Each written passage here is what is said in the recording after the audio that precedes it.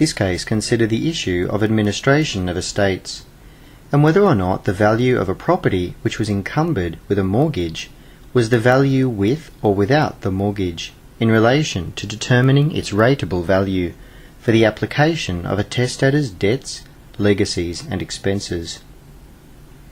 In this case, a man made a will and provided for some legacies to the beneficiaries. He also owned two properties, one of which was subject to a mortgage and another that did not have a mortgage but was subject to the legacies in the will. The man died and his estate was not sufficient to provide for the legacies.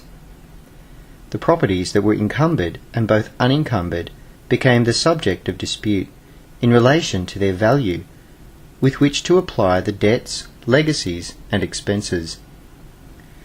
The beneficiary who was to receive the property that was not subject to any mortgage argued that the value of the other property that was subject to the mortgage should not have the mortgage deducted from it in arriving at the value. However, the beneficiaries that were to receive the legacies and the property subject to the mortgage argued that the value of the property subject to the mortgage should be reduced for the amount of the mortgage. The central issue for the court was whether or not the value of the encumbered property was its value after reducing it for the amount of the mortgage. The court ultimately